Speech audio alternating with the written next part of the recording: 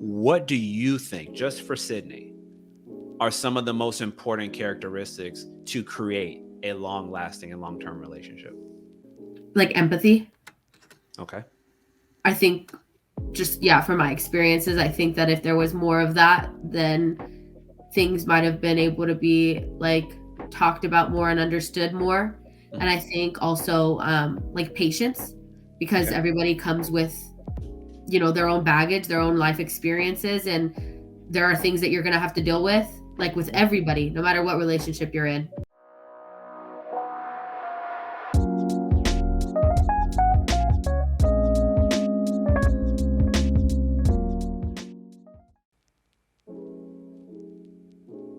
Evolving the conversation for where we want the relationship to go. Let me ask you this important question, because I think that this is great for us and the audience to learn. What do you think, just for Sydney, are some of the most important characteristics to create a long-lasting and long-term relationship? Like empathy. Okay.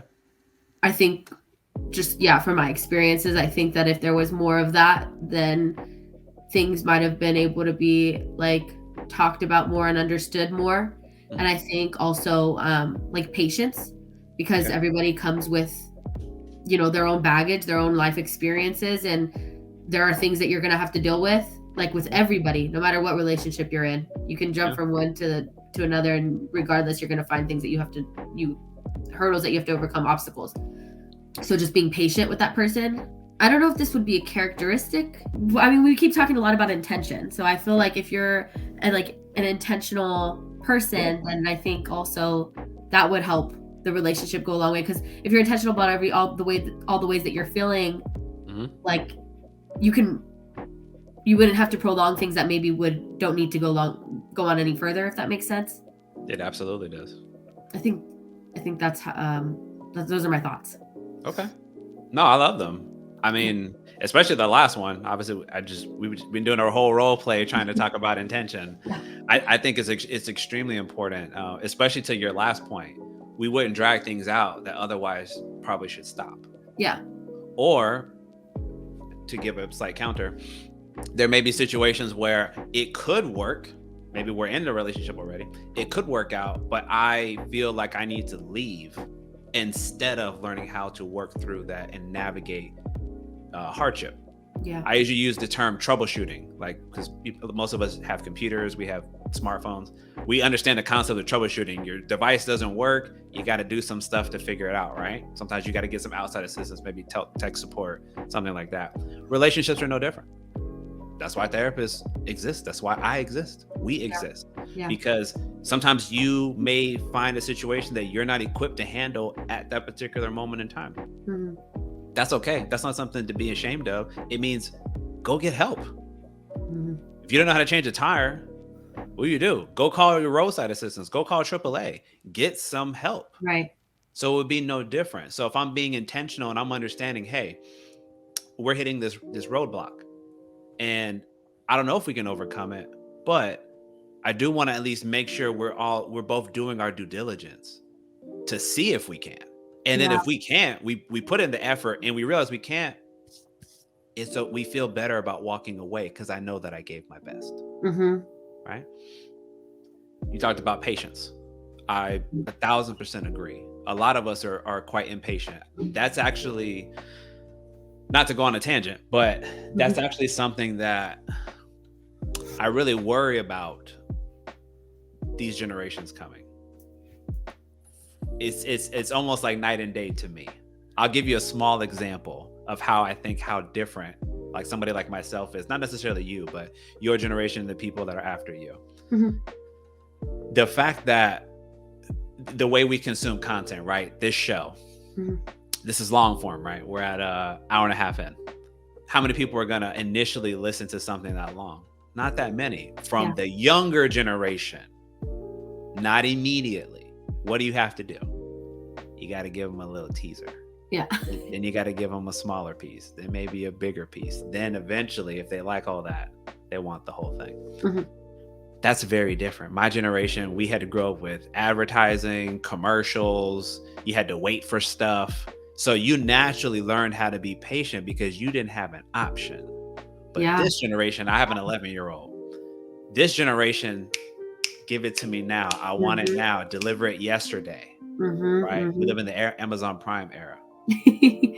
So I don't have to wait for stuff. And what I would submit to you, what I would submit to the audience is I actually worry for the younger generation, not all of them. Some of them are really, really great people, but that many of them are getting this impression that everything should kind of be on your terms and it should happen now and it shouldn't take that long. And I don't need to be patient because you need to just figure it out. And I think that that can be very detrimental to creating long-term relationships because, as you said, patience is absolutely vital. Sometimes I might need to take some time to formulate what I want to say, to figure out how I want to approach you. And if I'm sitting here like, we need to talk about it all right now, and if we don't deal within 15 seconds, I'm out of here. That's not going to create a healthy relationship dynamic. That's like a pressure cooker, you know? So that's one of these things that, like, the reason why I even got into making the show and talking to wonderful people like you and trying to learn is because we need to learn. And I think that's something that we need to slow down a little bit on and really try to engage with each other.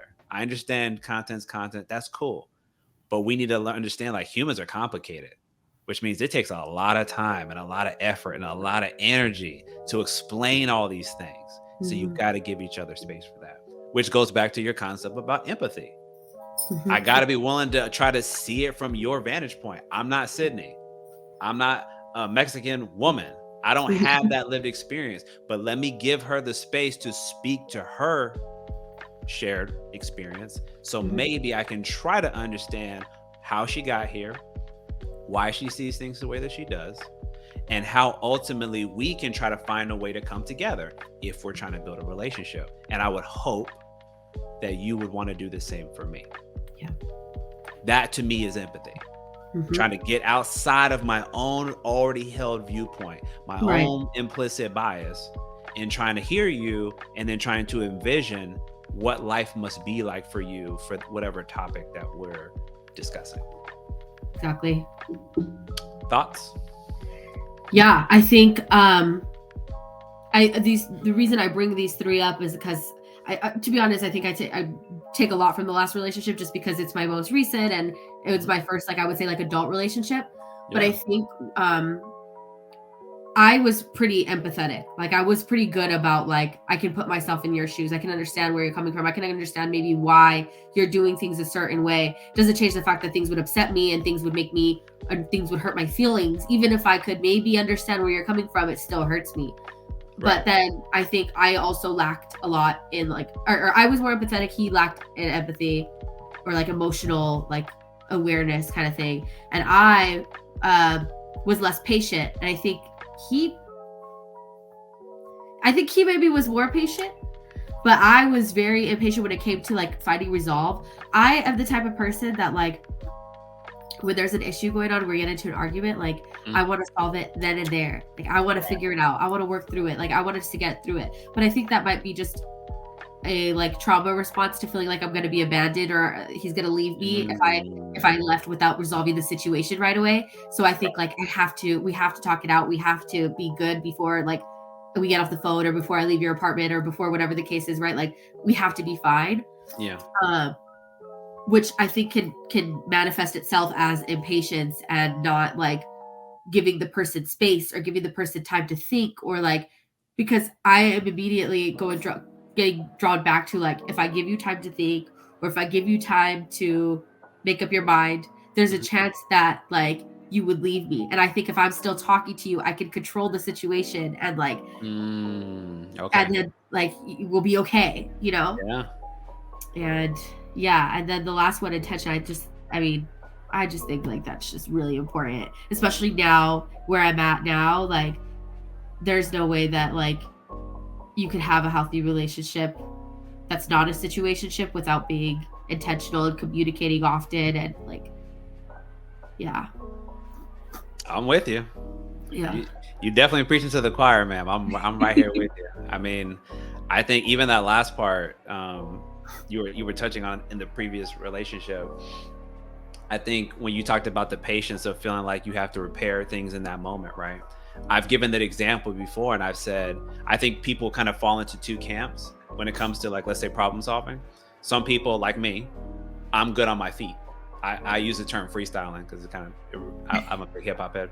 It's like thinking that if a situation comes up, I can more likely formulate my thoughts and my opinions in real time. And I like to think out loud. So we could Yeah. probably engage in the discussion right here and now. Right. Yeah.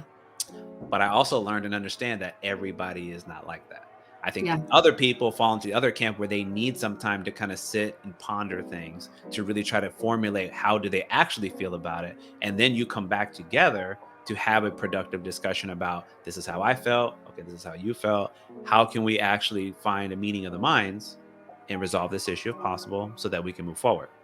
But if my expectation is that you operate the way that I think, so you better talk this through right now, but you are not that kind of person, we're just setting ourselves up for friction Yeah. because I'm impressing my expectation on Yeah. you, which is not fair. I have to respect you handle situations this way and I handle them this way, and let's be flexible and understanding of each other so that way ultimately we still address the issue. That's the core of it. But the way we go about it, we allow each other kind of the autonomy to deal with it the way that we need to. Yep. Does that make sense? Yep. And I think I've So, been kind of bad at that, to be honest. That's but something that's I should okay. definitely work on. But that's okay. Listen, acknowledgement is huge. Yeah.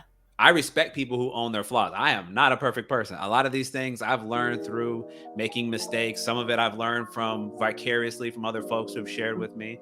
But I've definitely made my fair share of decisions that I think I would do differently if I had the opportunity. So Yeah. none of us are, impervious to making a poor decision. So I don't want you to feel bad about any of it. Mhm. I think the beauty of us talking about these things is so many others can learn, and maybe they don't have to make those choices that we did. Yeah.